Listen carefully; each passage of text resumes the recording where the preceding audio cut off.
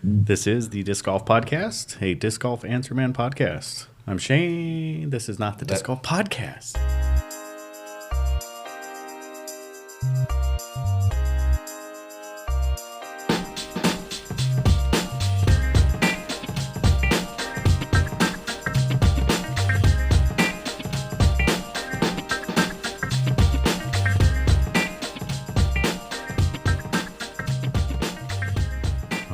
This is the Night Owls Disc Golf Podcast. I'm Shane. And I'm JP. This is a Disc Golf Answer Man Network podcast. So, we have two folks here with us today. We have Tyler Frickman. Hello. And Jordan Zacek. Hello. You've heard his name on here before. You've heard both of them. Well, you've heard backhanded stories towards Tyler and his name on here. So, we'll bring them on. Figure they can defend themselves. What'd you buy today or this week? This week. Okay. JP.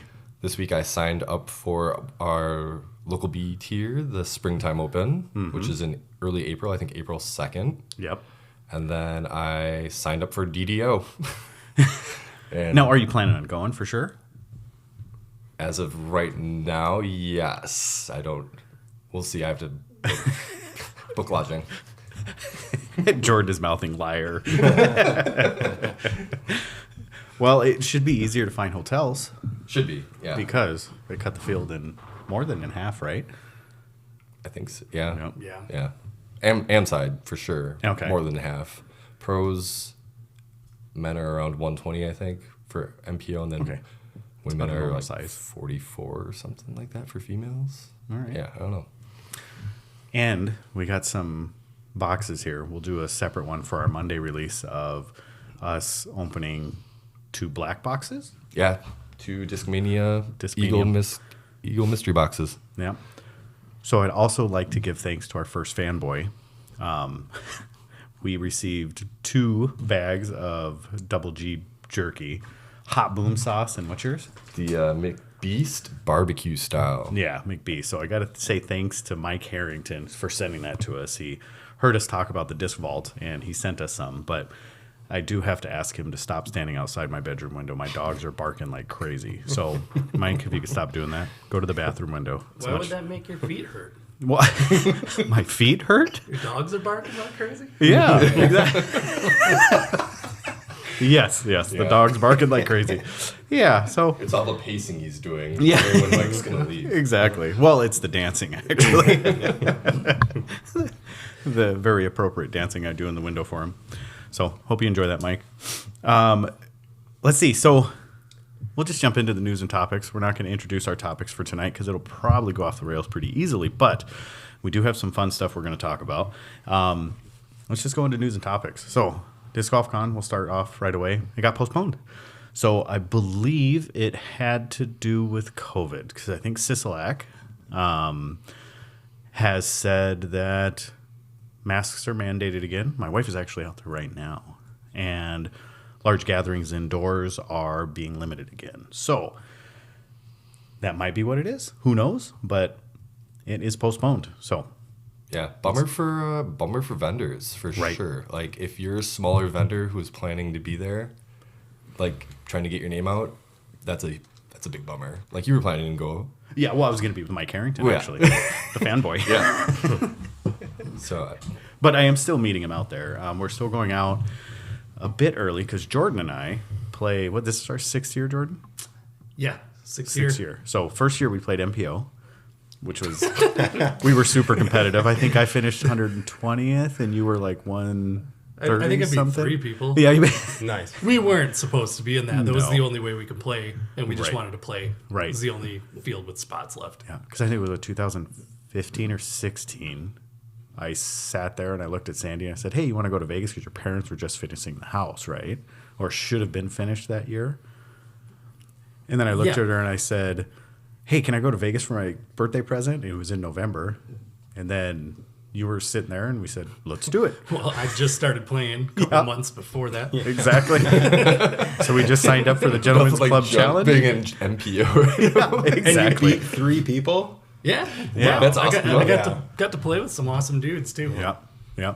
Still people. Yeah, I got to play with. Yale Stour. I couldn't remember his name. And then after that, I don't remember. Yeah, and then you played with Joel Freeman. Yeah, I was just going to bring Joel that up. Freeman, Scott Withers. Oh, He's super highly rated. He's an awesome Yeah. player. He Yeah. just doesn't tour much. Right. Nick Wood. He's MP40 now, but he's really solid too. Yeah. And that's where both of us were standing for practice playing at the time. It was Adidas course. No, it wasn't. Yeah, it was Adidas Yeah, course. Adidas Terex. Yeah, the Terex course. And we were standing on the tee box, standing next to these two older gentlemen, like, hey, can we play with you? And that was where we met Johnny McRae. I didn't know who he was. No clue. At the time. No clue. Yeah. And then afterwards, we saw him like hit some huge turbo putt, and we were like, dude, that was the guy. So still going out there. We'll meet Mike Harrington out there. And then outside of that, let's talk about Shelly Sharp. Let's just jump into that one. Yeah.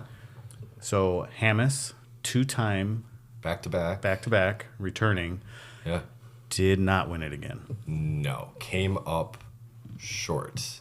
He had a decent first round, pretty good second round, and then just fell apart the final round. A lot of errant throws. Putting wasn't on. Not his typical surprising. fashion Yeah. of. But so spoiler alert if anybody hasn't watched coverage. I've watched the first 2 rounds. So yeah. Well, now you don't have to watch the third. Well, no, We but saved watch time. the thing because it's actually pretty Yeah, it is exciting. pretty good. Yeah. So Like and- hearing Terry talk to himself a lot too. yeah, one man show. Exactly. Yeah. So Hey, Terry, if you're out there, any 4 of us will talk with you on. I mean, we may not sound intelligent or make good short calls, but we'll be another voice. yeah, why not? Yeah. But yeah. Sorry, Jordan. Anthony Varela took it down. Yes. Yes. Which is, so he won one last year. Was it last year, Goat Hill? Yes, Goat Hill. No, Goat Hill 2020. 2020, it was 2020 Goat Hill. Yes. It was him and, Was it Brody? no. No. 2020, come on. No, no. Oh, no. But I was thinking. No, it's, Brody is at Gilbert. Goat Hill 2021. So I Yeah. was just thinking about that. But yeah. Oh, yeah. Thomas Gilbert. Thomas Yeah. Gilbert was second. Yeah.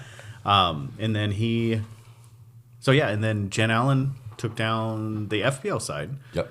And who was it? Callie McMorrin Yeah, took a second. And then Yep. Owen Scoggins by, what was it, 18? by 18 strokes. Yeah. That's a lot. And so AB ended up beating out Kayla Viska by one stroke. Yep. I think 26 down to 25 down. Mm-hmm. And Kale came on in the on the chase card with 13 down. And then the hot round was shot 46, 14 down.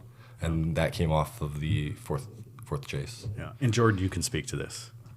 Is that course that easy? Vista. That's Vista del Camino It XL. is. You think 14 down? If yeah, Really? yeah, for the pros. Oh, Yeah. for pros. I was talking just for normal, general? average human beings. I actually kind of out of the big tournaments that we've done, I think it's one of the easier courses we played. Personally, I'd say I so. didn't play it good. Yeah. But that's irrelevant. That stuff happens in tournaments. But Yeah. just having played it enough, yeah, I don't find it that difficult. It's really only about OB lines. Yeah. Yeah. And it's length for us. It's length for them. It's not. Was it windy? But oh yeah, That'll always. Oh, really? that'll be a factor. Yeah. But Yeah, and it's dry. You get a lot of skips with wide rims, and for guys that throw my distance, everything's wide rim out there. I mean, there's a few holes, obviously, but most of it's all wide rim. You get a lot of skip. Fountain, I think, is easier when we played that. if you're just talking about what kind of score you can throw up, Yeah. it's probably a bit easier. Yeah, because I think Scoring against par. I think I've always performed better at Fountain, but yeah, Vista, I like for them to shoot 14 down. Like I can't think of where I can get 14 birdies out there. I can think of 6, 7, but 14, that's crazy. No bogeys. You don't think if you just did a whole bunch of practice rounds, you wouldn't be able to birdie 10 of those holes at different times, not in the same round. I mean, to keep my manlyhood intact, yes, but no. I think you could. So Jordan Castro came in 5th. Uh-huh. He had one bogey the whole tournament, hole 18, final round. And he's like, that's my first and last bogey of the whole tournament. And hole 18 is not the Stalker on the hill. It's the one where you throw over the pond. Yeah, so like Yeah. there's a couple trees like right in front of the basket, and then water off to the left. Yeah, and you throw kind of- back towards one, and then Yes. Yeah. Okay. So yeah, then One right at the- bogey and he came in 5th. Yeah. They got to start using marksman baskets. Exactly. We need to That's change just- everything. Yeah, that is too easy. Is it considered a silver series? No, this is that's just an nothing. A Just an tier. A It's an tier. A tier. Yeah. Okay. But it's like the first top A tier that most like a fairly good sizable amount of pros will go to. Like Drew a Gibson decent was field. there. Yeah. Yeah. A.B. Hammis, LaVisca. Yeah. I'm trying to think if there's anybody else really notable. Just guys that went to Arizona early. Yeah. Yeah. Get some practice in this tournament, and then get ready for Memorial in February. Well, it was officially the first A tier of the season. The only other A tier was the weekend before, In which Florida. was a But it was AM AM, only. yeah. So What do you think Isn't- about Jordan? February isn't the All Star Weekend happening? Yes. In Arizona somewhere before Vegas, 2 weeks before Vegas. yeah. Yeah. I don't know where. I haven't really paid It's in attention to Arizona, it much. but I think someone it's said not- Tucson. Yeah, it's not one of them like memorial courses. Right. Yeah, it's somewhere Yeah. different. Which makes sense. Those courses are so congested. I mean, when we've played it, they're so congested. It's fun though. I like that because it exposes a lot of people. But I'm sure all those walkers and bikers and General e-scooters that are population, everywhere. Yeah. Yeah, that's the other thing about Vista. The amount of Mandos there as well, because they're trying to protect everybody. Like, there's so many Mandos at that course. You know, 'cause the but park they're all doesn't close. manageable. Yeah, they are. I didn't ever find any that made me not like a hole. Like honestly, No. I probably liked more of them more because of that. Yeah. It made it a lot more difficult because it's straight park golf. Like there's it nothing is. Yeah. difficult about Like, it. yeah, the Mandos never forced you to make like a very difficult shot. It was just No. more Yeah. for protection. It's Right. all safety Yep. stuff. Yeah. I'm not down on that. I mean, you know my feelings about it, Jordan, because I've said it. Like I don't like it, and I think it's just because you get spoiled by Vegas, and Vegas is such a great tournament, especially for AMs, that you go to Memorial and it's just kind of a letdown because you're not enclosed. It's not all disc golfers. It's not huge player pack. I mean, it was decent player packs, but not like Vegas. I mean, Vegas is just a Nothing like step. Vegas. Yeah, just a step above most Okay. anything. All right, so that's Shelly Sharp. So AB and Jen Allen. And Yep. Jen Allen must have been fixing her putting yips. I would assume, if winning by 18. Are they going to have FBO coverage? I'd like to see it because I As am far as into I know, watching. there's I don't no think FBO so, because I think coverage. Terry was the only one there. Because the last time I saw her is when she was laying up very, very, very short putts. Yeah. Yeah. I honestly thought it was a joke when I first saw that because how Yeah. commanding she was. And I saw a practice round and she was killing it. She'd throw 3 putts from every putt she had and circle 2, no problem. Like, it's just, Yeah. it was like second nature to her. And then the tournament, she missed a couple and she stopped trying. Yeah. And It might be a better strategy than me just to keep trying, but maybe for a better score. But Yeah. But yeah, she talks about it a little bit on because she's one of the hosts now of the PDGA radio. Yes. And she talked about it a little bit that it was a stress or anxiety thing with COVID because she's a health care professional in some way, shape, or form. Yes. So she was talking about how it like messed with her mentally. So because I was wondering like how do you get the yips like that? I mean that was like a Barkley yip. Like oh yeah, that was like a Barkley golf yip is what I meant. Well, I don't know. That might be the most iconic yip there is. Is that even a yip? It was just Yeah. the ugliest thing anybody's hitch ever in the done in swing. sports. Yeah. Yeah. I don't know if I call it yip. It's just his yeah. normal swing. Yeah. Is it? He fixed it. He's a Yeah. But at he's the got a normal time, swing that now. was his golf swing. hideous. Well, no, Yeah. he started out completely fine, and then he Oh. hit a yip. That was his yip. That little like Oh, goofy I thought that's just how he pause swing. and then Okay. swing. Yeah, and then he just started pausing for 3 seconds Yeah. in the middle of every Yes. swing. A couple different points in it. Yeah, Yeah. exactly. Oh, so all right. What do we got next? So we got the majors on. Yeah, I guess news broke out last week that if you are a tournament or if you're a course hosting a major, that you cannot host a DGPT event the same year. So basically, I would call it the Emporia rule. Yeah, Is really what it is. yeah, you because know- they're hosting Junior Worlds, and DDO Yeah, this year. yeah. And so Jeff Spring basically came out and said that people don't want to see the same courses or play the same courses twice in a year, which Yeah. I find that kind of ironic because if you're playing a course, as a pro tour event, obviously you want to play well there, but that's kind of practice for the bigger tournament, the major. Like you see it, there might be some small changes here or there, but to get that practice in, like Paige Pierce, she went and practiced in Utah. She skipped Memorial or no, she skipped a tournament last year to go out to Utah for women's, and she was out there for like a week practicing and skipped whatever, but. Yeah, that's just kind of what I remember. Yeah, she was all over the place last year, though. She was in Hawaii, and she took a lot of mental vacations last year. I don't. Fair enough. Yeah. Yeah, absolutely. Yeah. I don't know, but she still dominated when she was here, and so. I don't mind seeing the same courses as long as they're challenging to the pros and like giving them a good challenge. Like as long as scores are competitive, like I don't mind seeing the same.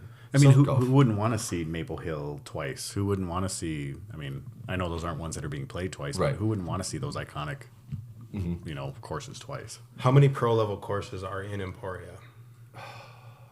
I don't know. I've never been there. So is the rule that they there, can't be at the same course, or is it like the same city? So could they have a pro tour event on two of the decent, good like if they did pro-level Jones courses? Platinum and then I mean, they do Country Club. Yeah, those are both. And then what if very for the open. major they did like a different one? they As far use as the multiple rule. for DDO, don't they? Okay. Well, AMs. AM side and they then do. age protected pros. There's a whole bunch of courses. Yeah. But pros only Country MPO Club and FPO only And use those Country are, Club. I think that's appropriate. I don't think it would make sense to have the pros and coverage and fans at any of the other courses. Yeah, like- you got to think about so much more when Yeah. you're talking about an MPO field nowadays. Oh, sure. Yeah, like you couldn't host an event at like Peter Pan. It's too small. Like the holes just can't handle the amount of people that would be there watching. And some of the whole intersections are so tight. Yeah. Like you're throwing pretty close to the next tee pad or, stuff like that. Yeah. Well, I played Hammond, and I thought it was hard. Is that the one right across from Country Club?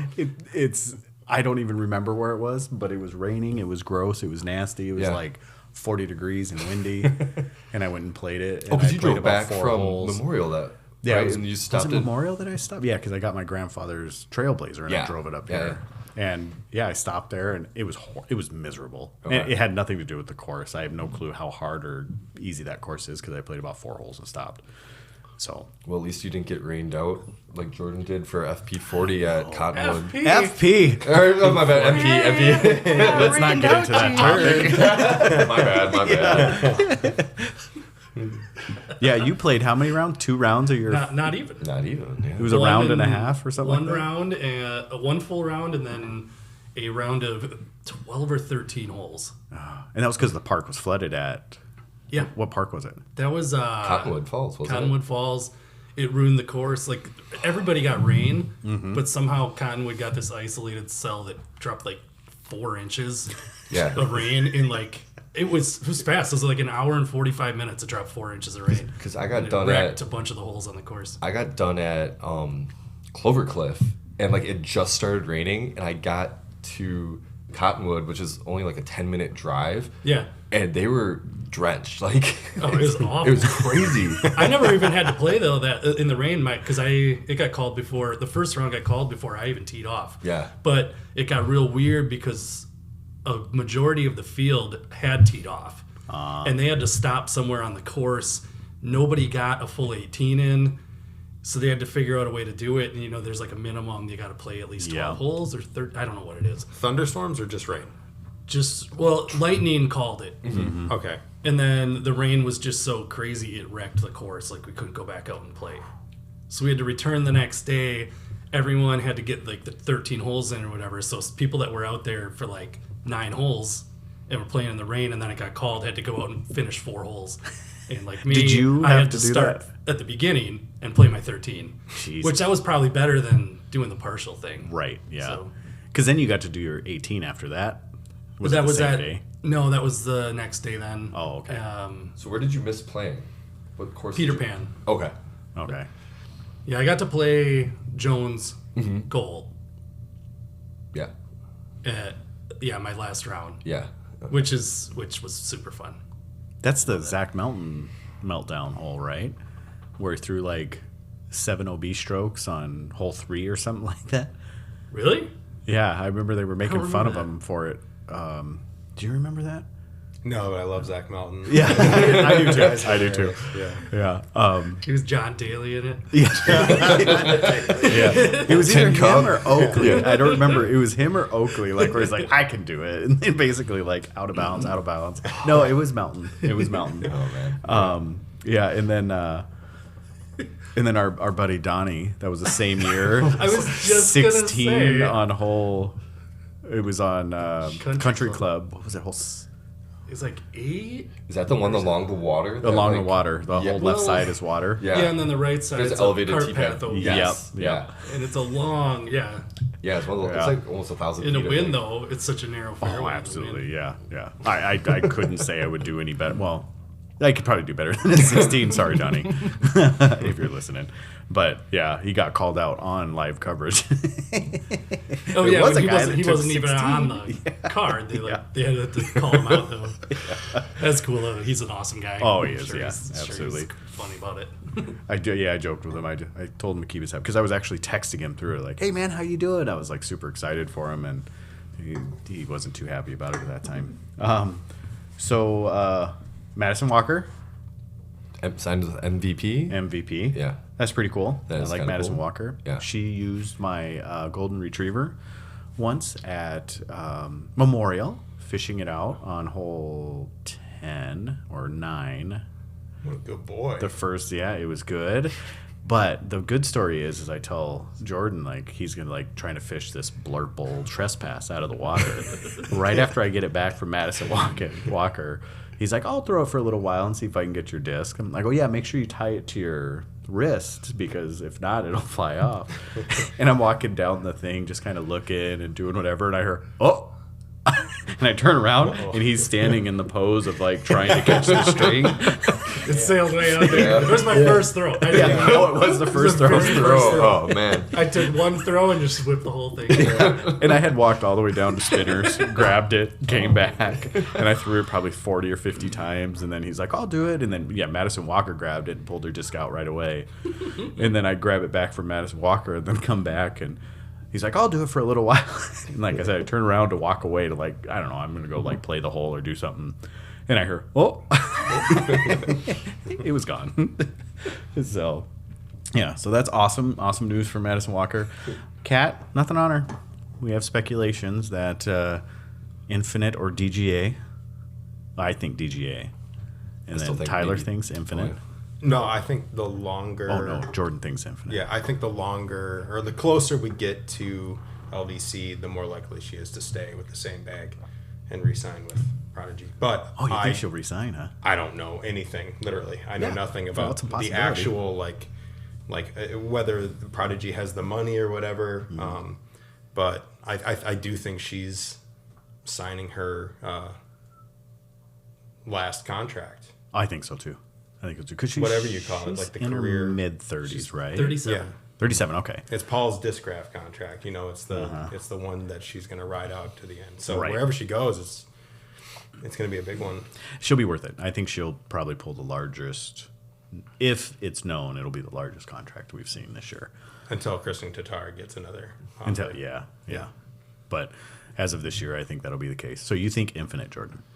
That's just my guess. I don't have a good reason for it. Okay. I was figuring if, like, somebody was saying, oh, yeah, Tyler just said it. The longer she takes to make an announcement and you don't know what she's throwing, my assumption is in the meantime she might be throwing a mixed bag, Right. just figuring out what she likes best, and Infinite makes sense with that. Yep. So yeah, it's comfort. She can keep what she knows. Like she can have her F7 or whatever it is. She can keep her familiar beat-in discs and then use some other stuff. So yeah, I like it. I wonder if when you're transitioning to a new bag, but it's still like a secret, if the company you're transitioning to will give you a bunch of Blank discs. blank discs. Oh, Is that a thing? yeah. So people don't know what you're throwing. Yeah. I think don't know if Kona they try to said keep it Kona that. said she was having trouble keeping secret what she was throwing when she was transitioning over to DD. Like, Yeah. she didn't want to go out and do like field work or anything. Well, she'd go find some random place where she knew there'd be no disc golfers Yeah. in like the middle of a soccer Taking field. pictures of her discs after she threw them and stuff. Yeah. Well, like even Chris Dickerson mentioned one. I forgot what it was. Like, people in his neighborhood saw him coming home driving the Discraft RV, and he's like, That's pretty obvious. you can't tell anybody what's going on. Come on. And then 2.5 minutes later, it was on Reddit. yeah. And then someone else saw him out at the course, and he's like, hey, can you tell me where you're going next year? As he gets out of the RV. No, I can't. I'm just driving a billboard. All right. Joel Freeman, Infinite. I think that's awesome. Yeah. It's I'm just kind of a excited to sidestep, though. You know, like from Innova to Infinite, like he can still throw, Infinite's got. They're molded by Innova. So, Yeah, I agree. It does still keep speaking volumes to why everybody keeps abandoning ship. Like, why is everybody leaving it? I mean, Innova. yeah. It's a good question. Good question. And then Drew has let out his or revealed his first disc, his name on the PDGA podcast. He released the Era, or that won't be his first disc release. It's approved, the Era. It's approved, and it's a fairway driver. And he said everybody's gonna like it. What's his brand called again? Finish line. Finish line. And is there any word on like what the plastic is going to be like, or who's making the plastic? Or I haven't heard anything about who's manufacturing it at all. Yeah, He But said everybody's he's gonna the like it. designer. He says, and it's a fairway that everybody's gonna like. So it's going to be the first disc ever made That everybody's gonna everybody like. likes. Yeah. I'm excited. Me too. Yeah. I'm hoping I'll like it. Thunderbird. Yeah. Dish, maybe. Well, and that's what because he was hinting to the discs that it's kind of like, or not like, it's nothing like the Thunderbird. People might think it's like the Thunderbird, but it's nothing like it. It's kind of what I was reading into the conversation. So who knows? I'm excited to see it. I'm excited to see what it is. Hopefully we'll get it in the shop. That'd be pretty awesome. But Are you thinking Firebird / Rive / well, no, Rive is a it's fairly distance overstated. driver, But yeah, but that's like more of a but of it's a race. it's gonna be a beefy. What he Beefy it was run, explaining is that it has no flight like any other disc. So no, that that's mean- exactly Of course that's not. exactly it. Yeah, Of That's how course you it build won't the be. mystery of the Yeah. disc. Exactly. Like, I yeah. don't think it's automatically overstable because it's his. He throws a lot of neutral stuff and does flip ups and rides. Like Yeah, I mean, yeah, he bomb like what is it's the buzz, right? Is yeah. that- It buzzes. Yeah, He'll just rip that The like mid-range. 440 yeah. feet. The mid range. Yeah. Yeah. Do you think it's a hyzer flipper? He can do that as Yeah. good as anyone, I think. Yeah. Oh yeah, yeah. I think so. Maybe KJ's the king, but Yeah, he's probably in the next tier. Yeah. yeah. Well, and I think he's trying to put a disc out that's going to move first and foremost. So I want it to sell. don't know if he really cares how he throws it. I think he cares of how many hands he can get it in at this point. That makes sense. You know, I mean, I'm sure there's a little bit of how he throws it. I'm sure he wants to feel right and all that, and not how the plastic to be nice. But I'm sure he doesn't care how it throws. You make money on the sales. Exactly. Yeah, and that's what he's about. He's about building this brand and making money. So, yeah, so that's awesome. So, any other news or hot topics or anything that we have missed? Jordan Castro signed 2-year Oh. extension with MVP, There you go. and I think that's about it. That's right, all yeah. I've really heard. I don't think there's anything else. So, what we're going to do is we're going to step aside from these mics and let these boys tell their disc golf story of how they came about. We'll start with Jordan. Jordan, tell us your disc golf story. Disc golf story. Yeah.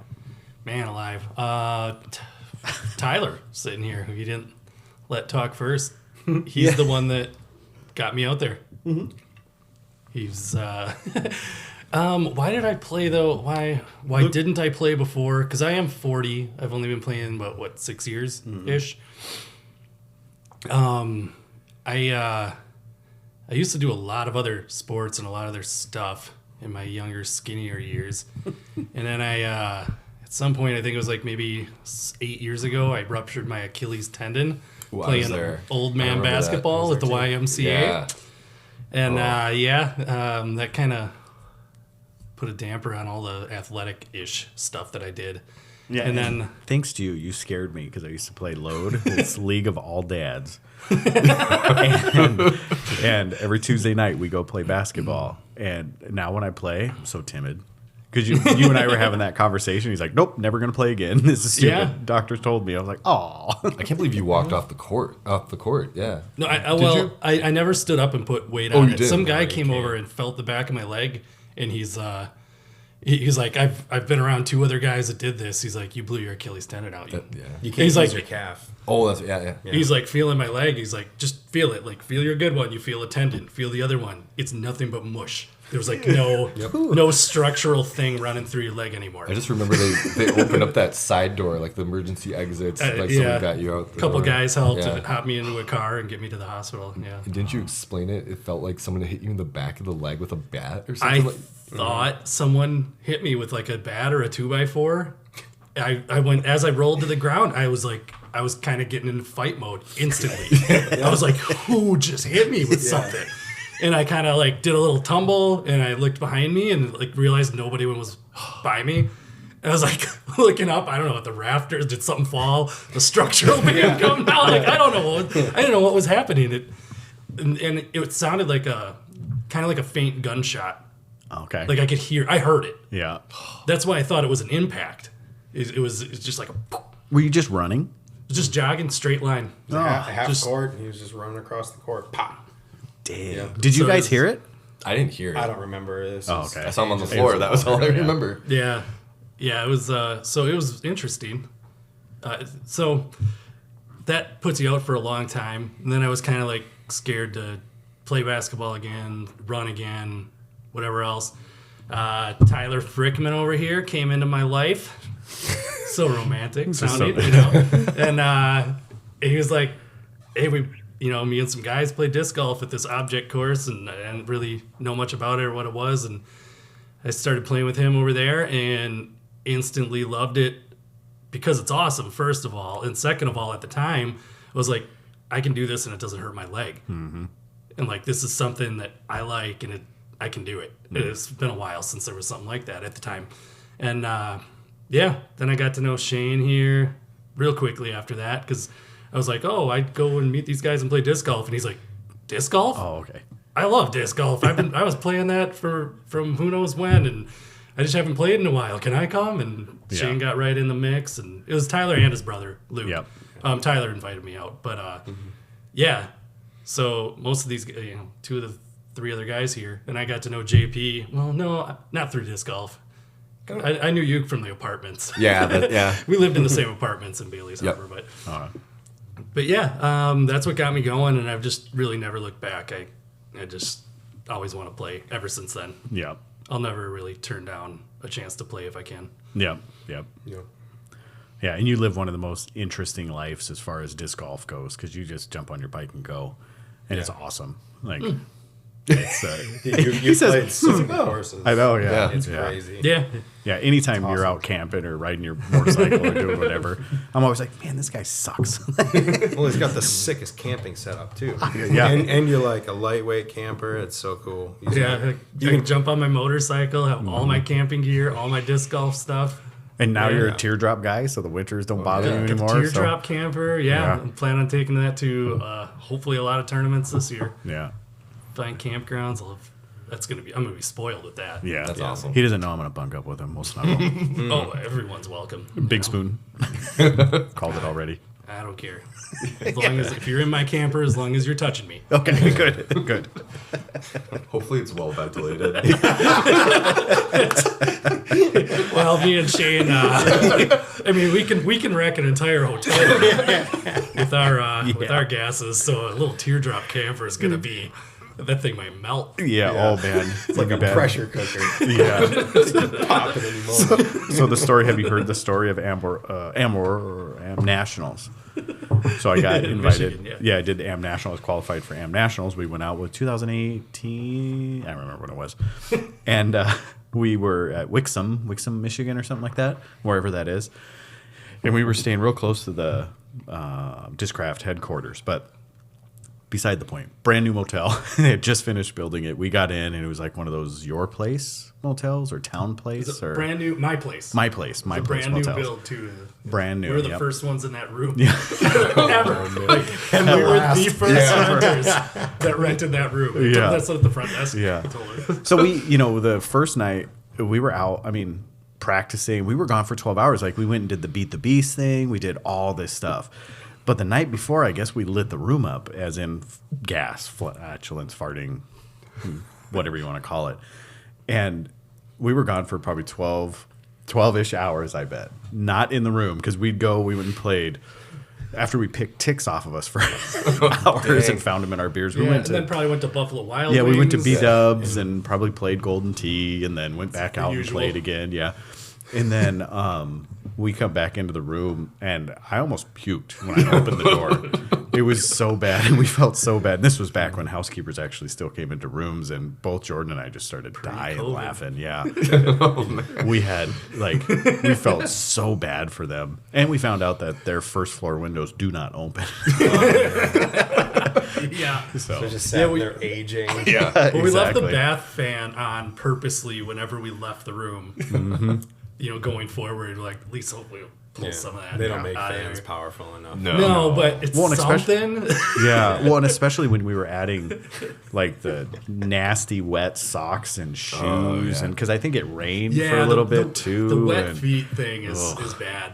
Yeah, and that was before Wet shoes. you introduced me to Merino wool, and I think it was even before you started using Merino wool. Well, I was using it, but I don't have my whole sock wardrobe to it. Yeah, and that's the key. That's a big one. It is cotton huge. socks. My feet are so bad. Yeah, they smell so bad. Smart wool socks. Game changer. I don't smell it at all. Yeah. That's a good disc golf Night and tip. day. Mm-hmm. Merino wool or smart wool, fantastic socks. Yeah. Awesome socks. And these Terex, if you wear Terex, which every disc golfer does, they get nasty real They're quick. waterproof, right? Yeah. So everything they don't just vent. sits in there. Yeah. No, So, I mean all year too. The thin smart wool and for summer, the thick stuff in the winter, it's always better. Yep. Yeah. I used to use the Nike. They're cotton polyester. Dry blend. fit? Yeah, they're like the Nike dry fits with the R and the L on them. Yeah. Just cotton. They're whatever they were. Yeah. But they were awesome. I loved them, and I started to lose a lot of the lefts for some reason. Don't ask me why. I had a whole bunch of rights. And yes, socks do have a direction in these ones.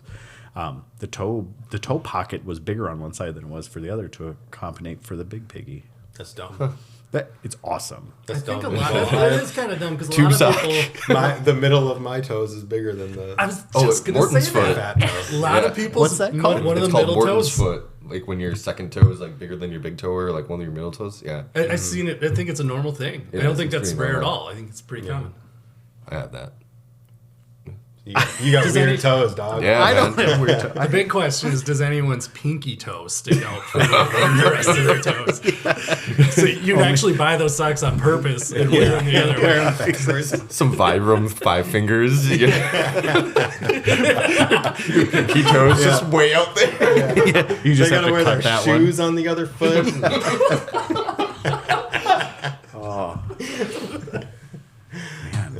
What were we talking about? one. Yeah. So Tyler, let's talk about your disc golf story. That wraps up my disc golf story. My disc golf story.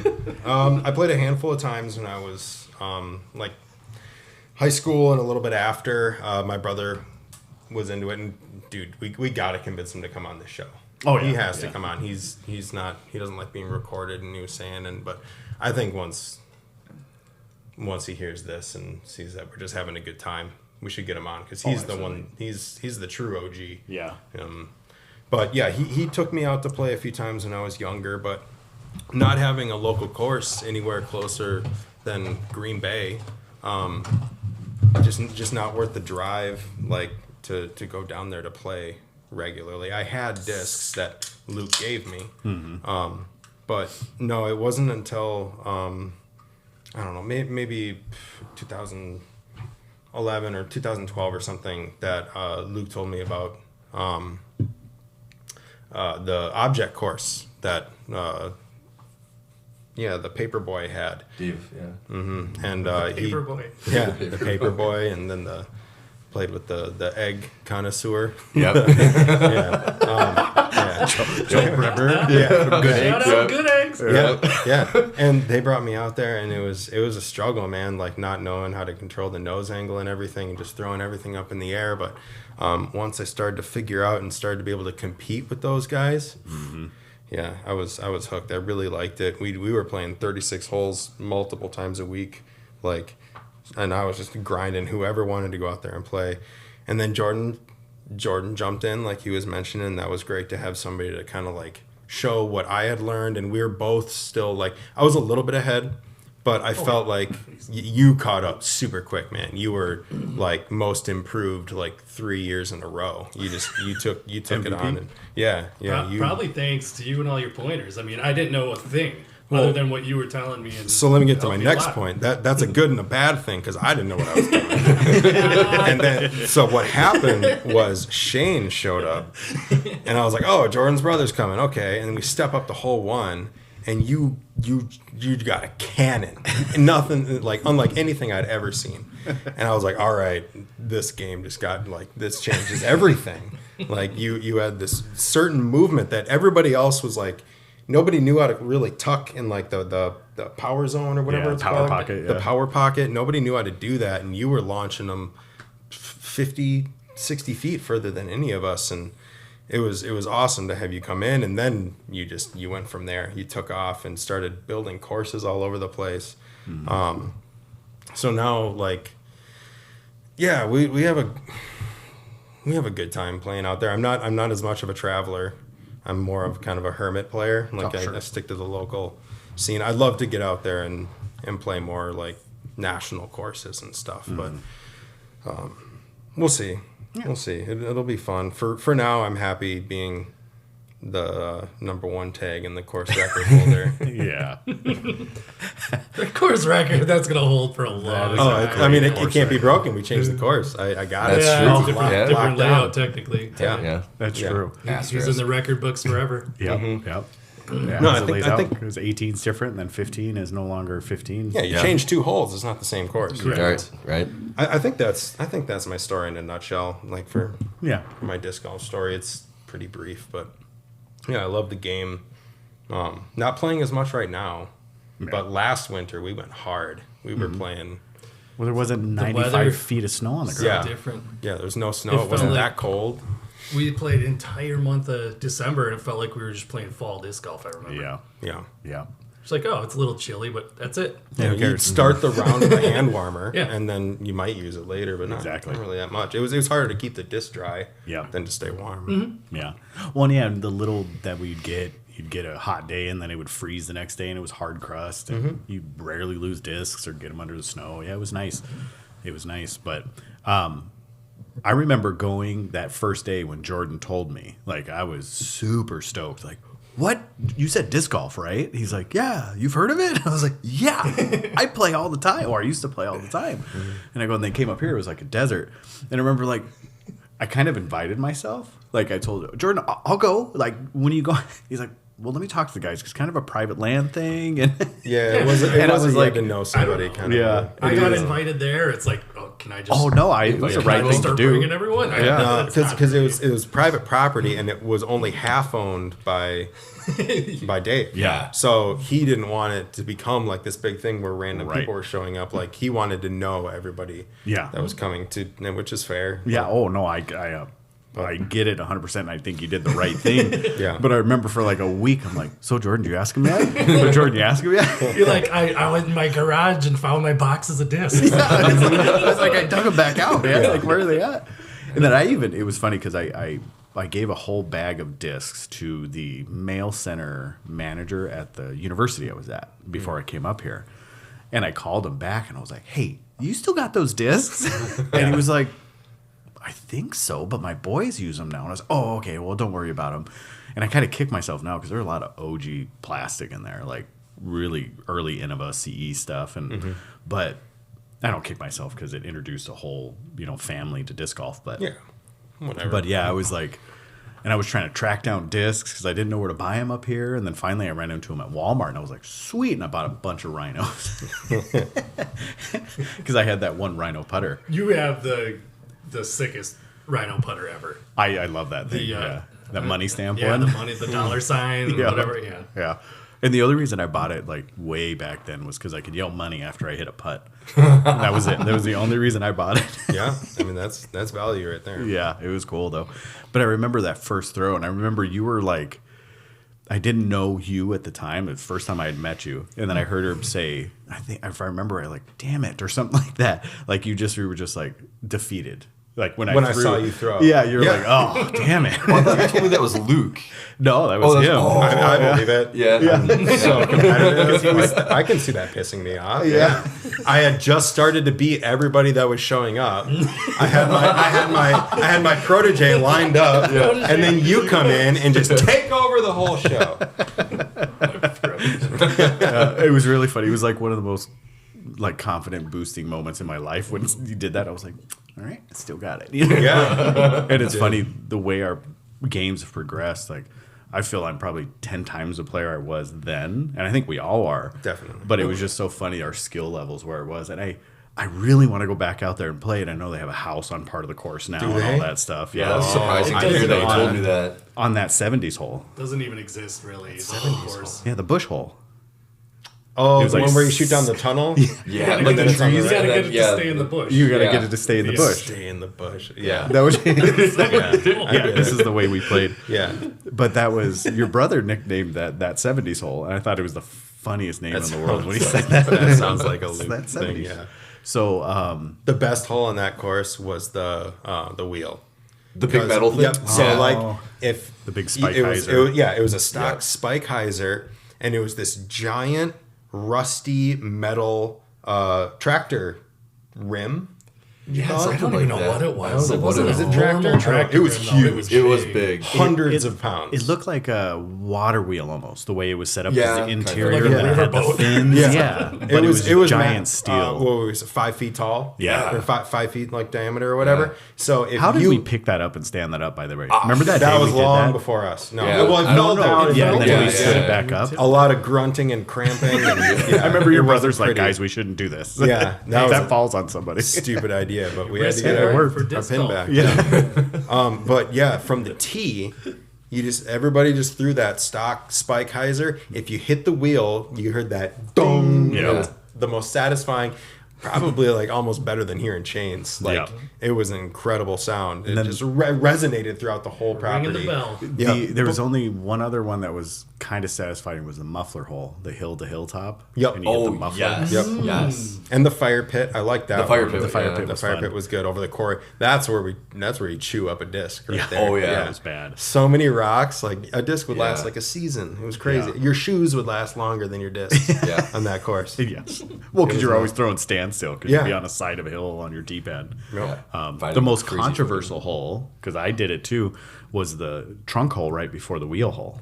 It was the tree you'd throw at. Yeah, like You- you were up on like the.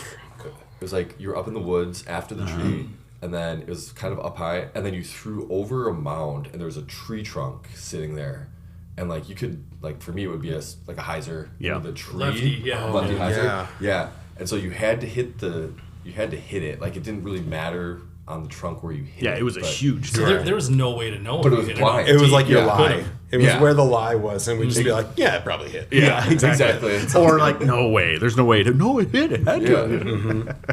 And now that we know the way discs bounce after they hit trees, who knows how many times we hit Oh, that yeah. thing. Yeah, I probably had a lot of aces. Yeah, for sure, for sure. So, But I mean, to its credit, it had a par 4. It had probably what was that thing? Probably like 800, 900. It was That was a beast. that was the one after the 70s. No, two there after was the Two 70s hole. So there's Yes. the really long one. Shot from like up high, and then it dropped off immediately. Yes. and then it was That one's long. the one before the 70s. hole. Yeah, that was. Yeah. Oh yes, that one. That I was one was thinking fun the to one play. where it was like okay, so after that 70s hole, it was like you throw up over another mound, and there was like a tire with like the stake, but then there was a really long hole. It was like trees in front. It was the Yeah, and Peninsula it's- Rock. Yes, the Peninsula Rock. Yep. Yeah. That one, I threw I my liked that. shoulder. That was a cool par Threw four my too. shoulder out throwing tomahawks over those trees Yeah. all the time. Oh, really? Yeah. Yes. Yes. I was See, a lefty starting. though, I think that makes sense. Yeah. Remember in the hole. Yeah, because Because righties, we could go a high hyzer Right. or something, or high turnover. And then Lefties, there's I don't know. like just a little valley or like indentation of like part of the quarry that like you could get stuck down in. Yep. By all those trees too. I used to get there all the time. Yeah, towards the end of us playing that course, I was getting to a point where I'd be like 30 feet, 40 feet from that, like just across the road. And I thought I was so. And I bet you if we would go back there now, I bet you these are all reachable holes for us, except for that big 800 footer. You think so? I think so. I think we're giving the credit because think We about didn't have like.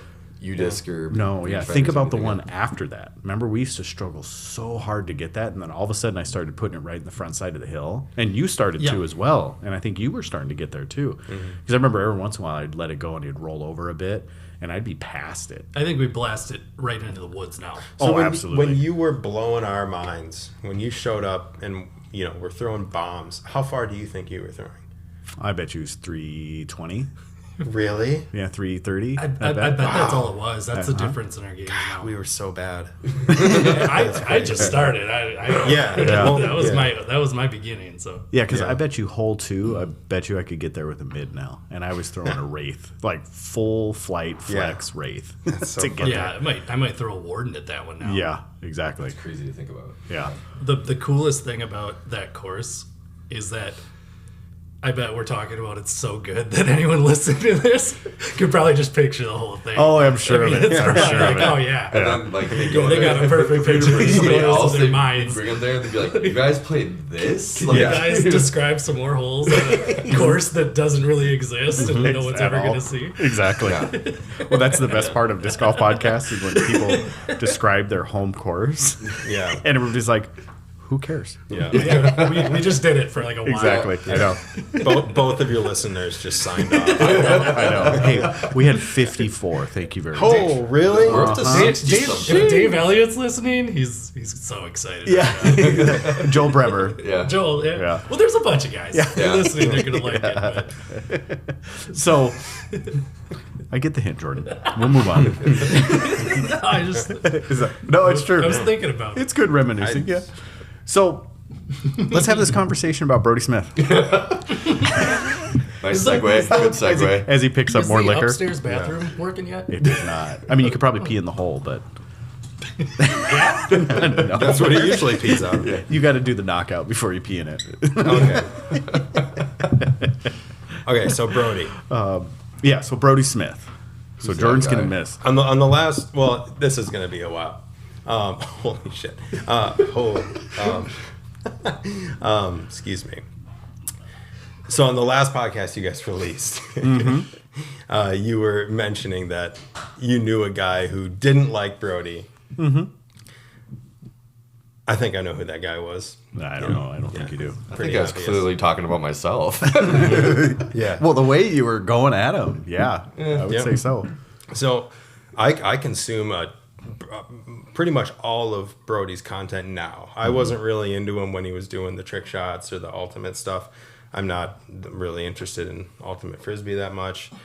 But once he kind of joined up with Foundation, I started seeing with Paul and all that stuff. Yeah, I just started consuming everything he put out, and now he's doing the golf stuff and but yeah, he's not gonna be one of the best players in this game. He's just not. Like, he's a great dude, super entertaining. He is a content creator first and an athlete second. He is what Michael Jordan was to baseball. He was the greatest at what he did, and now he's just like jumping into other stuff because he can. But Jordan was garbage at baseball. Brody Smith is ranked 78th on the Pro Tour. Oh, see. Okay, I'll give you that. This year he was ranked 78th. He basically got burnt out on tour. And I want to say he got injured. He got COVID. Yeah. So from the very beginning, I've been a Brody fan. there's no secret to that. Beginning of what? Even Him from joining disc golf? No, like him in college. In college. Oh, really? Okay. Yeah, I mean, I've watched him since he's started his YouTube channel, basically. Oh, wow. And so I've been a Brody fan from the beginning. So when he entered disc golf, I was like, this is the best thing in the world, because when I was watching him go through his golf stage, I was one of the guys on his videos like, why aren't you trying disc golf? Why aren't you trying disc golf?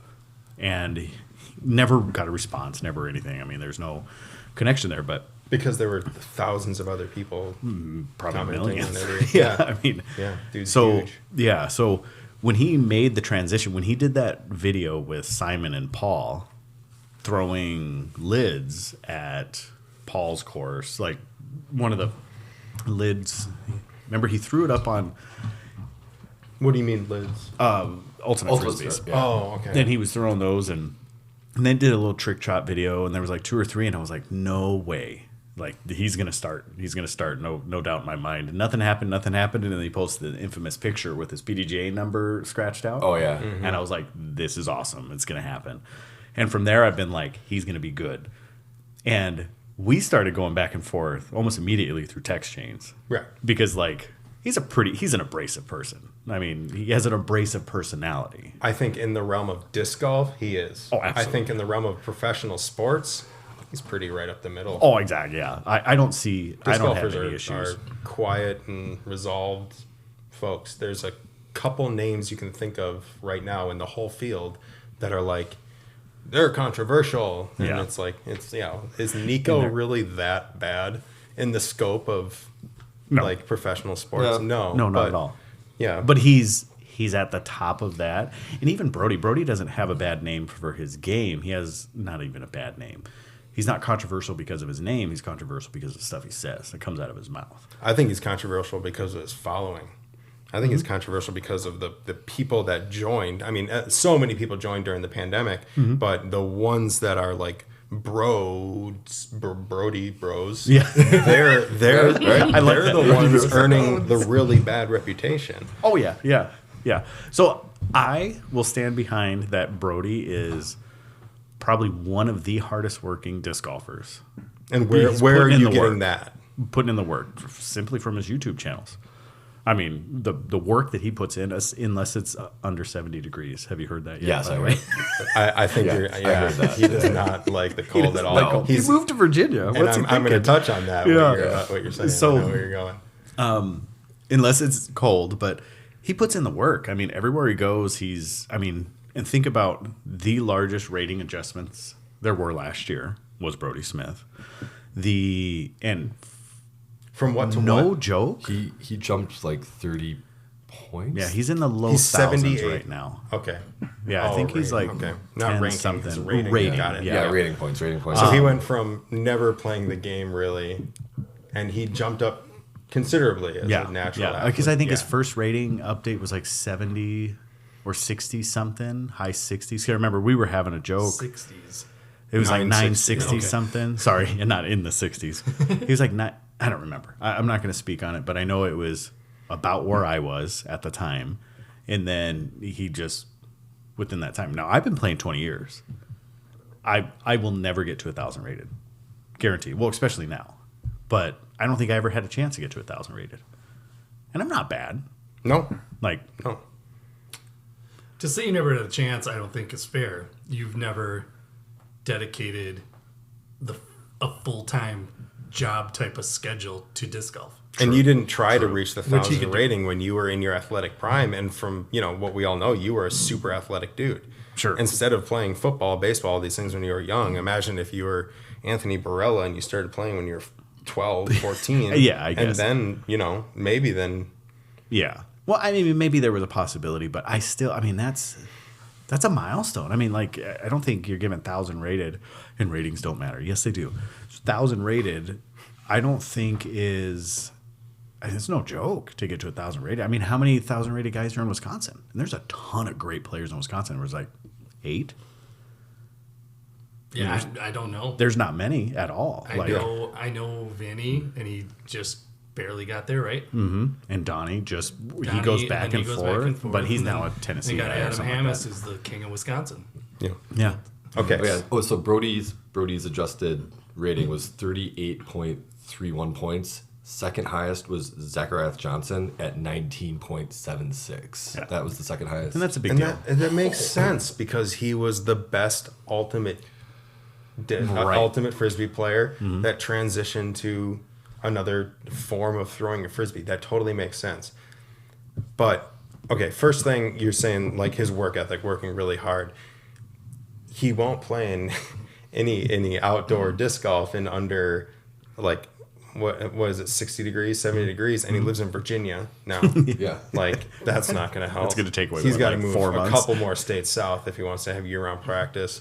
But he also was mentioning, and he and Hunter got into an argument about this, about how whether it's better to practice disc golf outside or is it better to just throw into a net and then putt in your basement, which is one of his worst takes. Like, that's insane. Putting in the basement is fine, but that is for muscle memory. That's going to get him really only so far. Right. And then he has to spend time out there practicing uphill, downhill, headwind, crosswind. Otherwise, it's really cool. He's got like a spreadsheet that shows his progress and everything.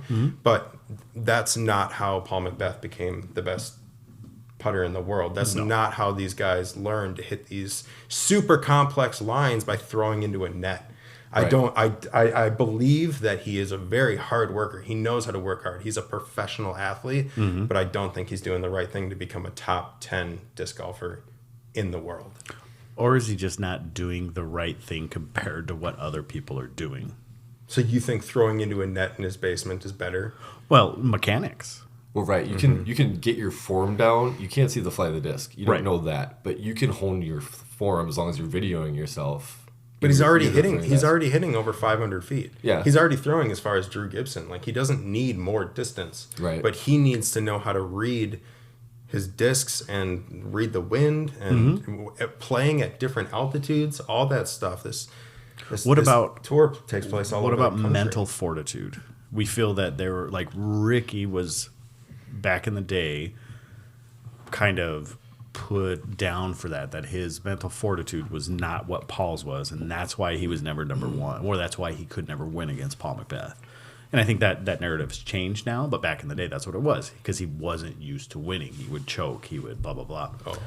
So I think that translates, for Brody Smith, I think that's going to translate. Playing at the highest level at any sport is going to translate into that mental fortitude in the future. With any sport he plays. He is going to be able to hit clutch shots. He is going to be able to do that. Yep. No.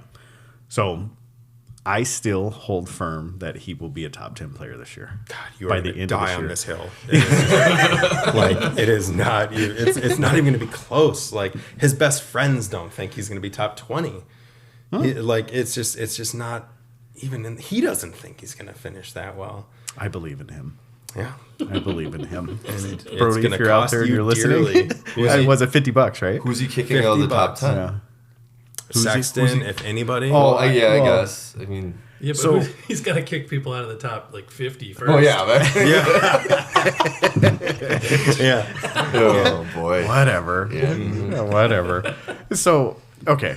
Well, we'll make a transition away from Brody because Brody gets a lot of airtime, unless you have more. No, just before. Okay, what I wanted to kind of like, and we have not discussed this in our group chat or anything. Who's going to finish higher, Brody or Stokely? Oh, I've said Stokely. We've talked about this. I think Okay. Brody will finish higher than Stokely. Yeah, I think Stokely. Although could Stokely's a finish. beast. But he's like 50 something. 52. 52. But Brody's no spring chicken. No. Oh, well, And Brody's he's 32 or 33. Yeah. He's just a little older than. But he's beat his body to heck playing Ultimate. And Yeah. And Stokely, have you seen a picture with his shirt off? no, not in my Well, not the kinds of things I look Yeah. at online. Disc golfers with their shirt off. Yeah. Let me That's so you cool. should. I wonder what this guy looks like topless. So it's something I think about. Don't judge me. No, so he posted something on Instagram, and he was on a beach throwing, and he's 52 years old. I didn't get that calendar.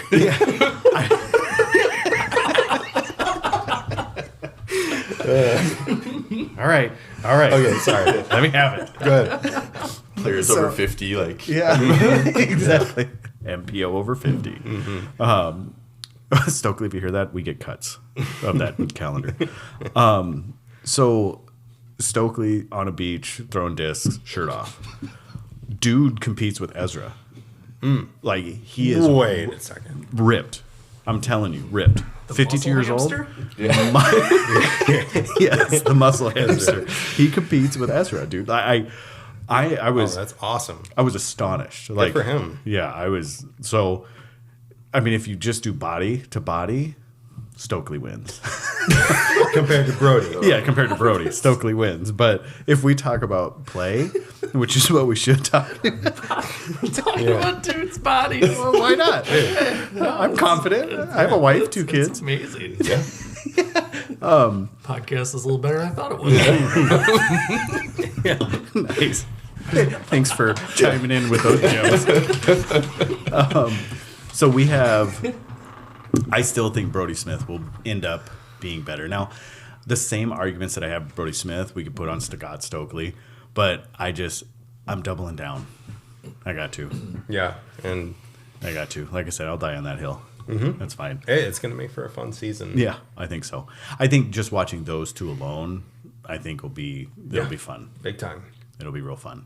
But the question is, who's going to get on coverage? More. We had that. Yes. Did we? Stokely. What did I? Yeah. Absolutely. Yeah. You think And so? Rightfully so. Yeah.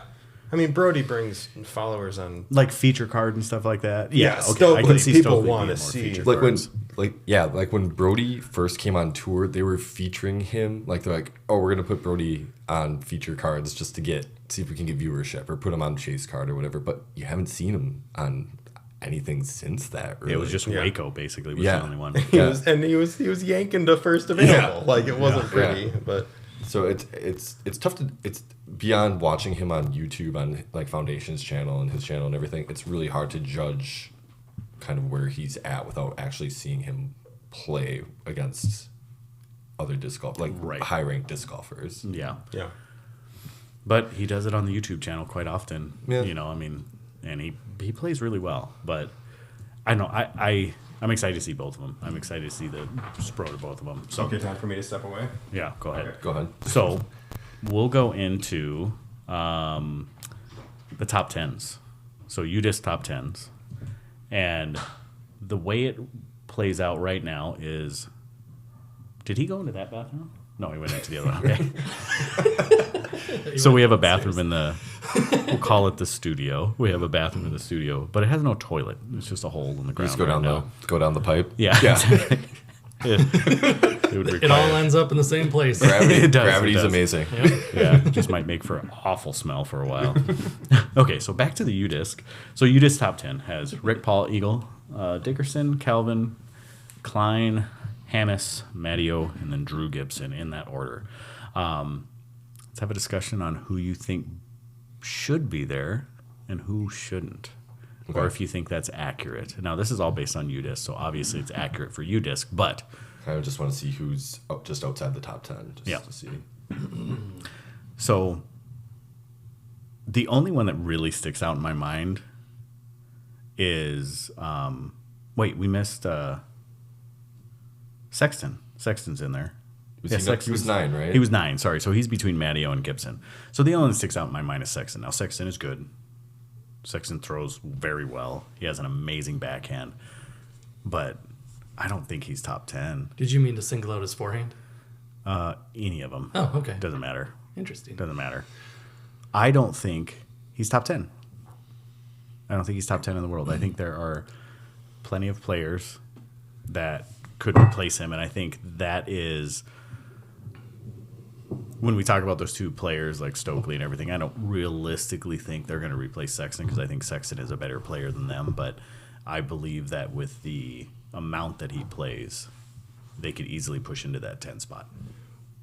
Does anyone here know what criteria UDisc uses? How they formulate it? Is it strictly based on performance, places, and tournaments, A tiers, elites, or something? Or are they kind of? Is it an opinion list too? No, I don't believe UDisc is an opinion. There's there's something called the it's dominance index, and dominance index is a way to directly compare two players. The probability that a player with dominance index D1 defeats a player with dominant index D2 in a head-to-head matchup is given by player 1 beats player 2, and then it says D1, which would be player 1, divided by D1 plus D2.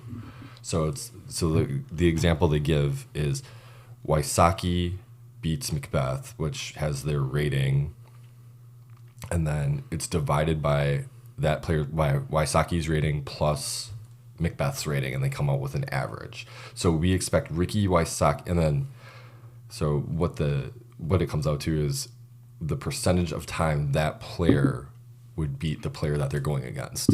So like they're saying right now,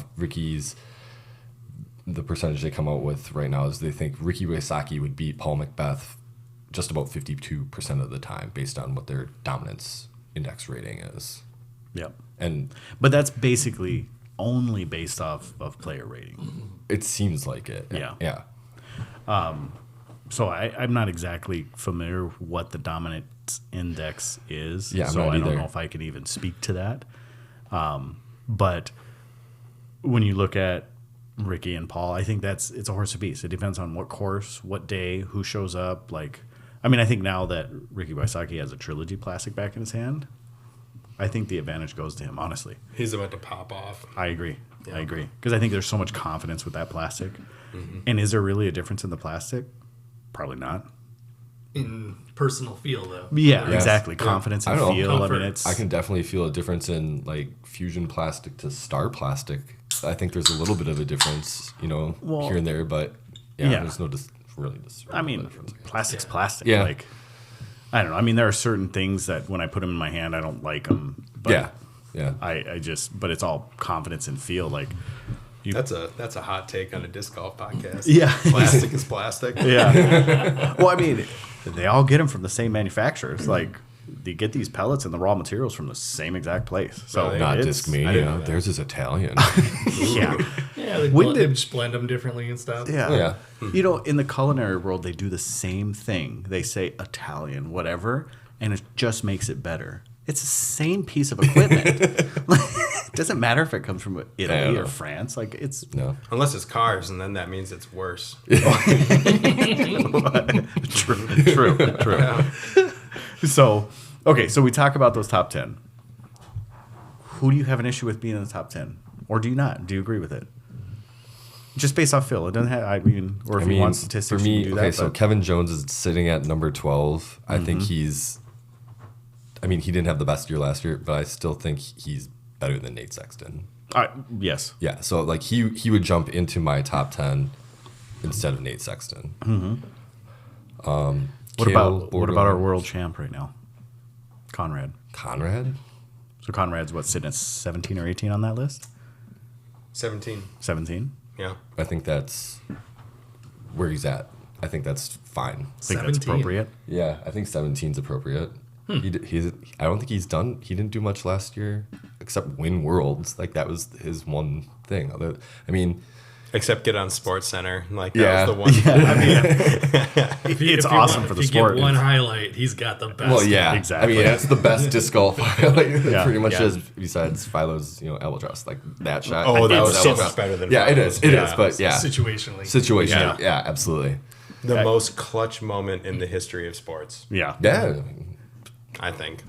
Well, The most difficult, the most clutch. Yeah, I think so.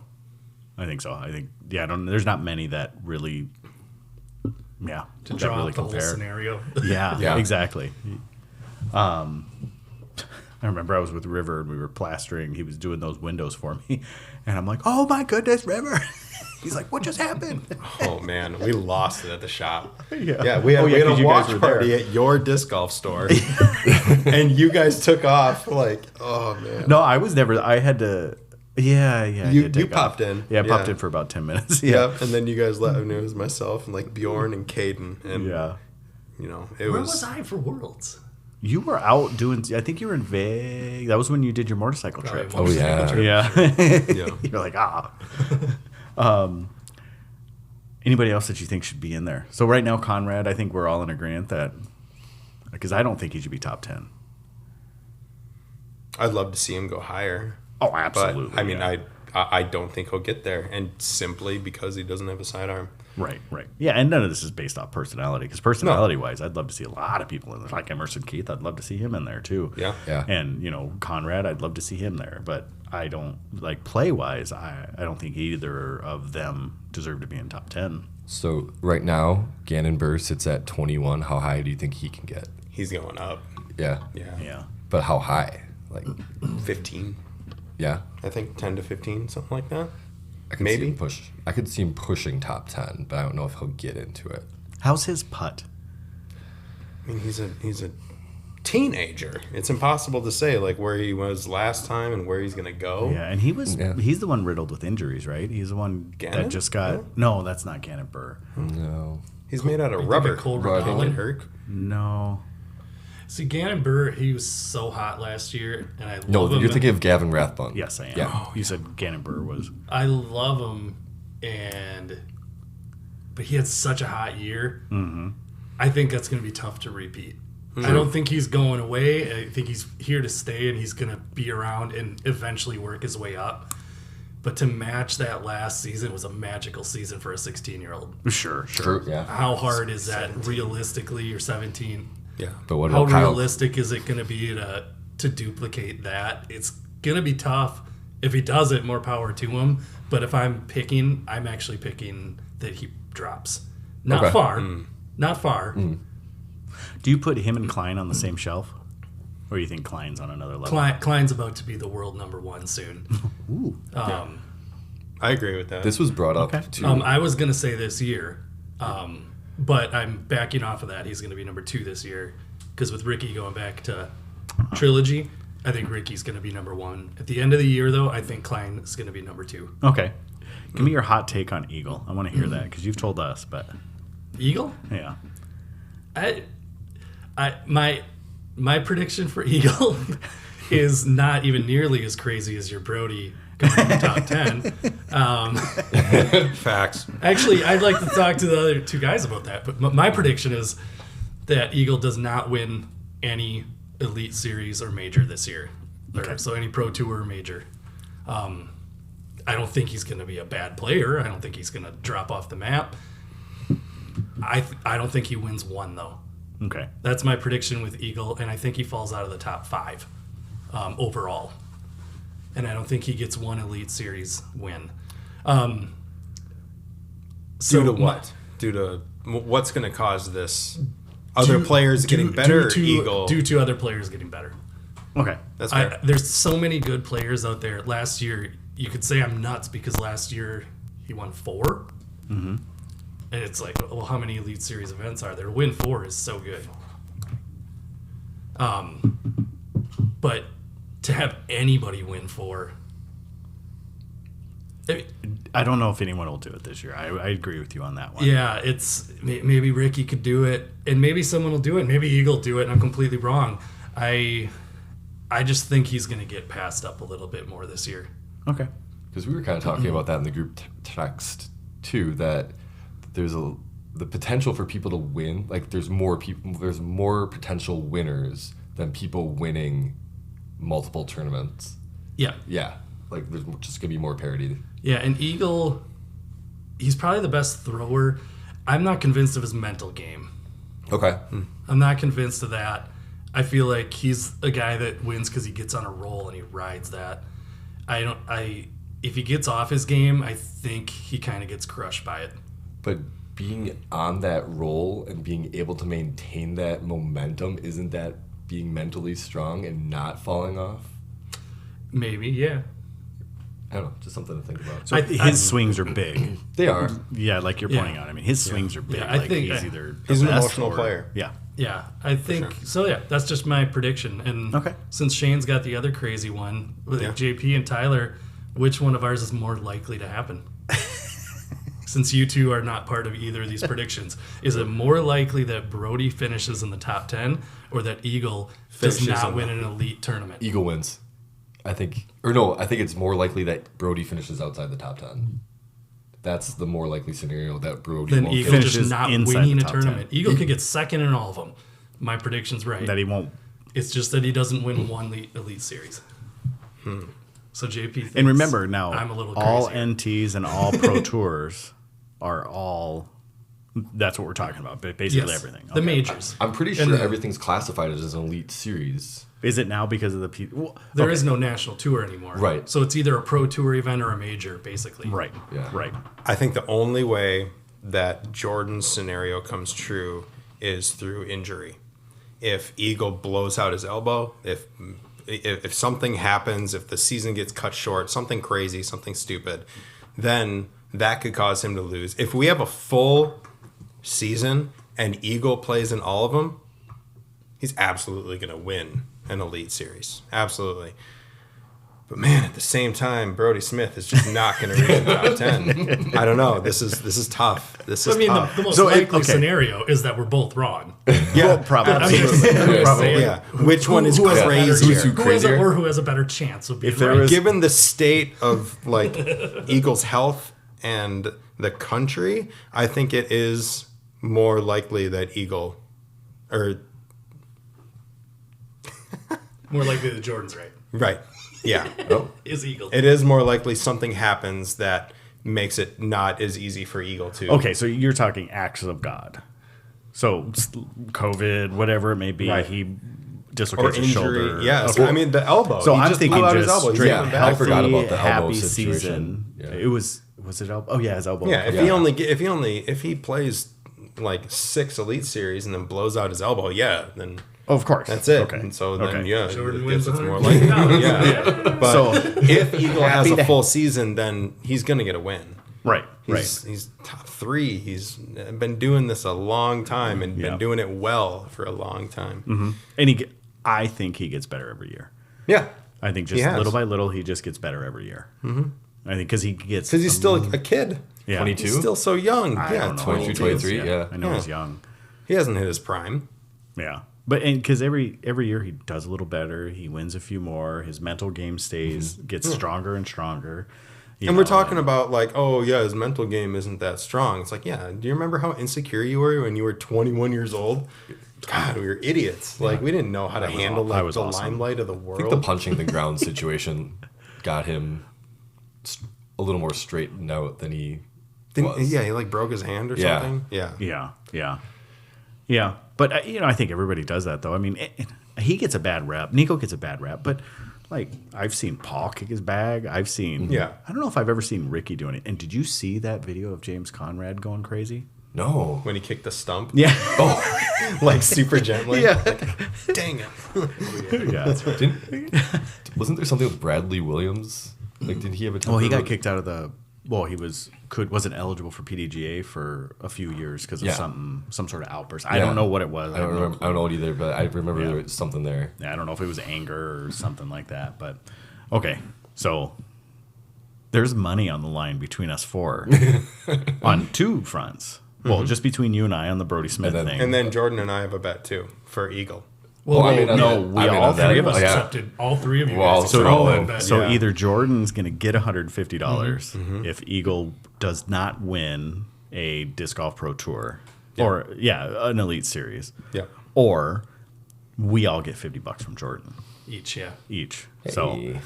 And then if we did not Brody- make any stipulation of injuries or anything like that. So if he gets injured, too bad on us. We own $50. Yeah. Okay. Yeah. Yep. We made no stipulation, so we got to hold to that. They put Then you and adamantium I, in his bones.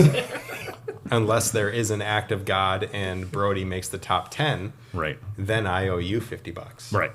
right. And that's unless there's an act of God. So if he gets hurt, then No. I thought Oh, that's what it did was. we? I think we did say that. Because I think Yeah. we said if he was I think it's healthy- null. Right. It's, yeah. We'll just it's- move it on to next year. Yeah. How about that? You don't want him to have one more year? A lot can Doubling change in a down? year. True. I mean, I mean- you never know. Ooh. Not doubling down. Just push it on to next year. We don't have to double or nothing. Well, that changes everything because we don't know where he's. Right now, he's at 78th. Like if he's at 21st I was gonna say, next year, he could finish at 11th. right? Yeah. Win. If he's at 11th, yeah. But you're like, okay, next year. But I would take pride in that still. I think I would be happy handing you the $50. Man, I could lose $100. That stinks. Okay. Well, so all right. So we've talked about Brody. We beat that. We talked about our top 10. Anybody else want to talk anything about the top 10? Yeah. Go ahead. Yeah. Yes. I think Andrew Marweed is going to be a bona fide top 10 player come the end of next year, or the end of this year. I know he's not too far out of it Isn't he 11? to begin with, Yeah. but I think he moves up as his game impresses the crap out of me. Yeah. Yeah. He's really young too, right? 20s, I think. Yeah, I don't even know. not sure. I just Low I never 20s. saw coverage of so. him till this last year, Yeah. and then kind of repeatedly, and I was just kind of blown away. Yeah. Yeah. Yeah. I think his skill set looks so good. His forehand is phenomenal. Yeah. So I'm He's big on him, really and I'm good. big on Kyle Klein for guys that'll go up. Okay. That's Yeah. those are Where was it? I like both of those takes. What was the big one we saw Marweed in? Was he in the finals in the USDGC or anything? He pushed. Was it Kyle Klein? He and Kyle Klein went to a playoff. They did in one of what was it? Didn't they? Didn't they end up? No, that was Ledgestone that they split. That was Klein and who was that? No, Kyle Klein had made a push at Ledgestone, and then it got rained out, and they Right. canceled. It canceled everything out. Yeah. Oh, Yeah. that's right. Yeah. Yeah, Yeah. because he was playing ahead. He was like 4 holes ahead of lead card or something like that, and the And rain he was came. going nuts, too. Yeah, was pushing for hot round, and it downpoured, and they canceled it. Yeah. Like, And he was like decided to- on 14 or something like that, wasn't he? He Yeah. was pretty And far all up. of that Yeah. awesome round got just scrapped. Yeah, right? Exactly. He had passed the point of it counting as a round, but the rest of the field hadn't. Right. Yeah, everyone would have to get the whole Yes. field would have to get the minimum. Yes. Yeah, and they had no makeup day or anything Correct. to make Yep. those. Yep. Yeah. I don't disagree with either of those. I think Hamas, I think he's going to stay about where he's at. I think he's going to stay just above that 5 point. I mean, I think he's good. And we've made other predictions too, but Matty O, I mean, he started off brand new discs, like 1050 something rated, I think he had a 1070 round at Yeah. one point in this but tournament his that he won. average was 1050. Yeah, That's huge. that is. With Westside, won his first tournament with Westside. Like, He just kept showing up on those late cards yeah, oh, it's just, Yeah. later in the season. yeah. And then his first, like I said, his first tournament this year, he wins, averages 1050 golf. Like, Crushing it. that's Yeah. awesome. I like him. Like, his personality is so great. I'll watch anything he puts out on Jonas. He is Yeah. so What funny. about Calvin? What do you think Calvin does? Heimborg, he was like he did awesome this year, but he was a letdown this year. Like, I Little bit. I expected him to be more. Expectations didn't meet. Yeah. Yeah. Maybe he's looking at number 2, number 3. Could be the experience is there. He's been there. Yeah, he's I mean- been in those big time situations, and maybe he just kind of had a bad year last year, and maybe he's ready to show what he can do. That thing with the Mise and Eagle drop out of the top 5. I think those are the guys, Heimberg and Klein. I Okay. think those are the most likely guys to pass him if I could be right about it. Yeah, I don't have any reason why I think this, but I think Klein's dropping in his power ranking. I don't think he's going to stay up as high You as think he he'll is go now. backwards? I think he'll go backwards because the two that I see on this list, like Matteo, if I wouldn't have said Matty, I would have said Matteo except for his performance in this past tournament, and but he did awesome with this new plastic. I see Drew Gibson and Calvin are the two that are going to slide down. And I think Drew Gibson's going to come off the top 10 because I think his focus is going to be primarily on building his business and brand. Disc golf So I business, think he's going to slowly. I hope he doesn't because I think he's another one of those course of personalities that I like to be in disc golf. But his putting at USDGC was so awesome. so nuts. It was so cool Yeah. for a Oh, guy that's just known awesome. for like throwing bombs and like hitting lines. well, he Everybody. did it to the putting green then Yeah. from like 90, 100 feet It was away, awesome. just dropping Through them. the trees and stuff. That was, and he had Yuli as a caddy. Can you Yeah. think of a better caddy? Yeah, I know. That was good. Yeah. So, yeah, those are the two that I think will fall off. I mean, I think there's quite a few guys that can step in there. Brody Smith that'll be in the top 10. who is gonna be sadly knocked off of the top 10 because of Brody Smith? Of all these elite. That's the two that I think. Who? Those are the two, Heimberg and Gibson, I think are the two that are going to... You didn't say not Heimberg? Sexton? and Sexton, I'm sorry. And Sexton, Oh. sorry. Sorry. I could see him going back a spot or two. Yeah. You're about to Oh, lose man. all that money. No, I'm sorry. Oh, man. Gibson. I and did Sexton. not mean Heimberg. I'm saying that out loud. Yeah, I think Sexton or Drew are the two that are going to fall off the top 10. Yeah, no offense to them. I just... Right. Yeah. And I think Sexton simply because he's not going to play, especially with the variants and all that stuff. I think he's going to miss quite a bit of the tour. So, Yeah.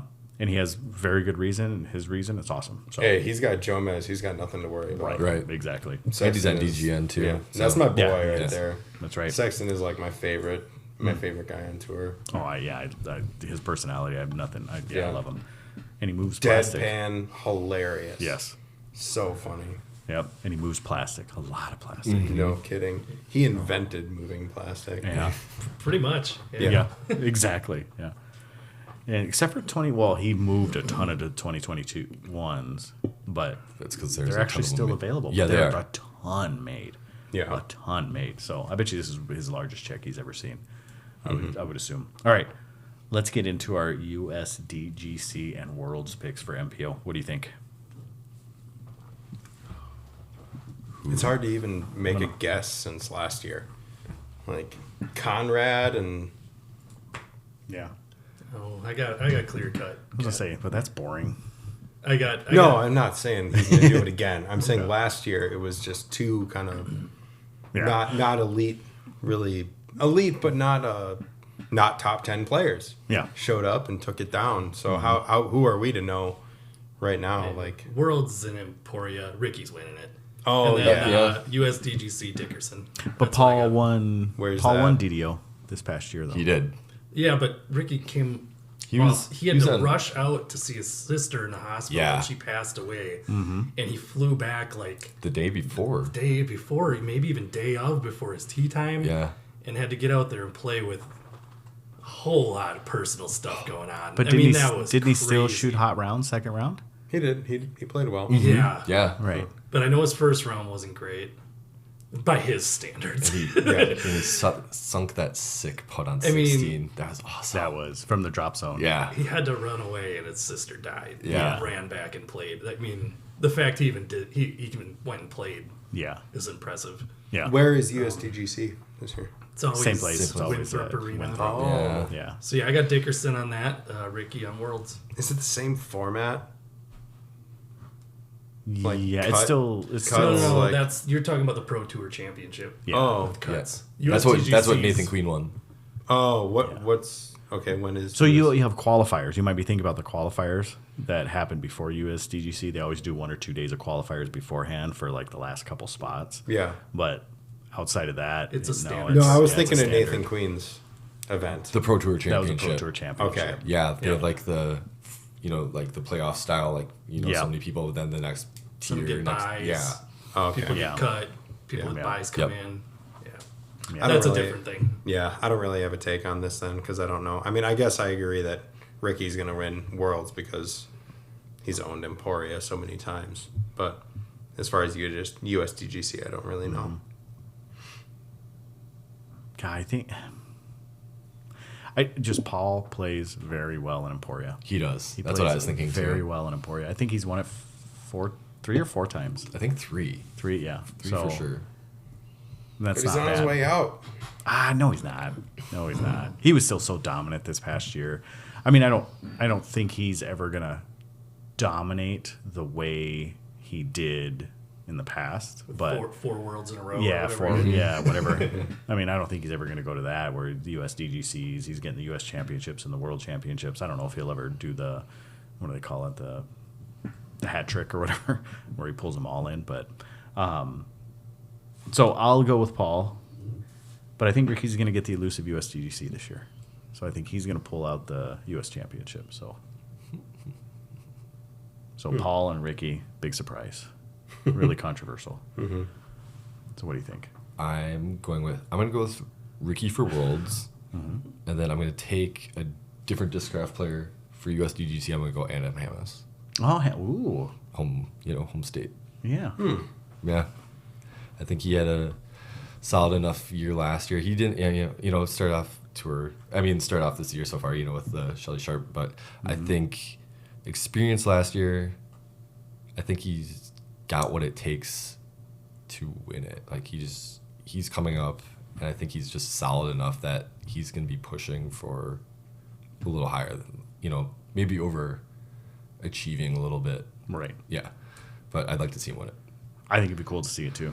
Yeah. It'd be awesome. I think we'd have a parade in Wisconsin here. Mike Harrington, state rep, make it happen if it happens. Exactly. Yeah. Yeah. It would be the first Wisconsin guy since Schultz. Yeah. Party at Rolling Ridge. Yeah, exactly. Yeah, exactly. Camp out. And Yeah. I said, well, we would see Hamas primarily at Riverside, where we would see him, right? When we were playing, we would see him. Yeah. Riverside when Park. we very first started, I get such a kick looking back at it now, like seeing Haley King at Rolling Ridge. Yeah. When I just first started playing, it was 6 years ago, and we do some tournaments there, and it's just a little kid there. Yeah. She's winning her division, and she's like, oh, good for her and everything. Now she's like, just world beater. Yeah, exactly. Just Exactly. dominator on the national scene now. That's so cool. That is awesome. So, all right. You have anything else you want to add before we start closing up shop? I don't think I have anything else to add right now. Oh. Which touring pro do you guys think could potentially be a serial killer? That is a good one. Okay. And we just don't know it right now. The most likely to be a serial killer award. I'll goes give my to- answer first right away. Okay, let's hear it. It's absolutely Nate Sexton. He's like that. He has such a limited schedule. Like what? So he has time. What do you need all this time for? Yeah, why are you always disappearing Moving and around, stuff? covering stuff up. Like you got to tie up some loose ends. What are you doing, Nate? Yeah. That's my guess. I like that. MPO or FPO? See, and I think it's your favorite player. I think it's Chris Dickerson. For almost the same reason. Well, no, with him, he doesn't dude has tutor no for- emotion. Like Ooh, hits so an ace, cool. Going for like the so he's cool the guy. Like That ace was so weird. The comment, know. I think it was Germ, like, cool guys don't look at explosions. That was one of the best commentating comments of the year. exactly. But that was so strange. But You're we right. can we can change that. That serial killers don't get happy. No, that was really weird. That's very I like telling. That's a very good answer for that see? reason. Yeah. Okay, you got one. Oh man. JP. Joel JP's a Freeman. serial killer? Joel Freeman. Oh my god. Wow, the guy that leads So- Warship before. So JP picks Joel Freeman and Tyler picks JP. Yeah. Is that what I'm not touring, but if I go on tour, you know what I'm doing. touring at? Yeah. Yeah. So okay, who would be the better serial killer? While he's looking for who would be the better serial, Dickerson or Sexton? I don't know. I mean, your argument for Dickerson's so spot on. You're almost getting me to flip. Yeah. Oh boy. But does Sexton take the Dexter mode with his wife being a medical professional? I mean, maybe. They can dispose of Yeah, things I pretty mean, easily? whoever's doing it is probably doing it very much like Dexter. Okay. That's for sure. But it has to be. Has to be. I mean, hammies. Hamas? Yeah. Really? Yeah. I don't know. Wisconsin people are messed up. We don't get enough sunlight. Yeah. JP's agreeing from Yeah. across the room. Yeah. Yeah. It does things to your brain. Yeah. The lack of vitamin D and The highest rate of alcoholism in America. amen. The highest rate of depression. Well, as we clink the bullet.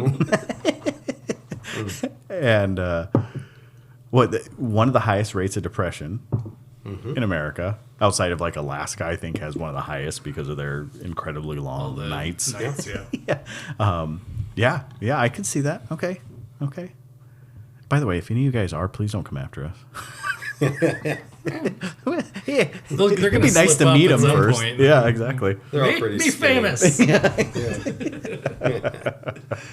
Well, I think those are awesome. Anything else to say before we wrap it up here? Not to say. Are we looking for more things to talk about, or are we going pretty long here? No, I had a whole lot of questions in mind if you wanted them. No, I mean, I think we're good. I think we can do another short episode and talk about those things. But this is I can this save them is. for future ones. I was gonna say we're on about an hour and a half here, so Okay.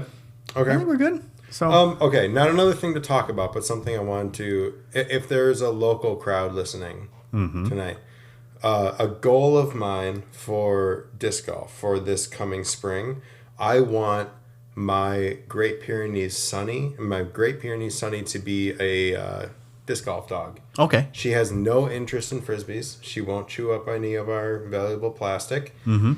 She's sweet as heck. Does not ever show any signs of aggression. She stays close to the pack. That's something I'd really love to have. Just a pooch that kind of hangs out with the card and rolls along. That's something I really love about the skins matches. Is Hogan that they just got that the goodest boy goodest walking boy? around. Yeah, like that's something. And I think Sonny fits that bill. And I think everybody's going to really benefit from it. We're all going to play better because of it. So I love it when you bring the dogs. yeah, I love it when you bring the dogs. Skipper, my border collie can't do it because he chews on everything that moves.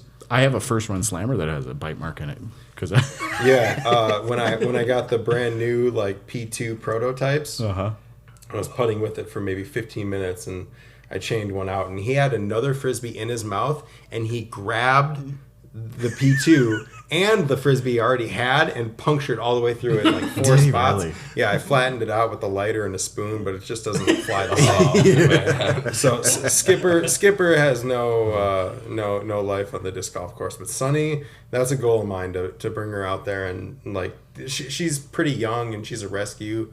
But I think a couple she could, times last year, right? Yeah, on leash. I want her to be just like I want her to be able to kind of just roam around. I know that she's not going to go for what we're throwing. Yeah. I think she's going to make the vibe really cool. Yeah, why not? I think that's awesome. So if there's any tips, you should leave them in reviews on any podcast platform that allows you to leave reviews because we're on all of them. So after that shameless plug, in the shop, we got all the Ricky Wysocki stuff. So the trilogy of Ricky Gotta Wysocki. get my hands on the Explorer. Yeah, we got the Explorers, the Enforcers, and the Daggers. They are there. They're up online, www.doordisc.com. And then we got some more trilogy restock. So I think we got some Kristen Tatar Pures, the Lucid X Pures or the Opto X Pures. But Fusion X? Or Fusion X, excuse me. Or whatever it is. Yeah, I think. I don't know. They're Kristen Tatar Pures. they're all online. But outside of that, do you guys want to share your socials? Nope. Oh, Jordan. Socials? Not your social security number. Oh. Yeah. I shouldn't? Yeah. Instagram. You know, No, I don't know. Facebook. He does have a really awesome Facebook picture, by the way. Okay. I don't know what it is. Your profile picture. I'm so sporadic on social media. Yeah. I don't even really know. It's goofy. So, but other than that, JP, where can they? Oh, wait. With my head coming down from the top. Yes. Oh, that was a selfie up a stairway in a lookout tower in Italy. Oh, there you go. Cool. In Lucca, Italy. Yeah. Yeah. Yeah. And he denies he has a cool life. I don't deny it. JP, where can they find you? Yeah, I recently changed my username. It's now the number one, night.owl. Perfect. For Instagram, yeah. And that's Instagram. Yep. All right. And you can find us at door_disc_golf on Instagram and then Door Disc Golf Store on Facebook. And then I already said the website, but www.doordisc.com. And outside of that, have a good night. Peace. Bye.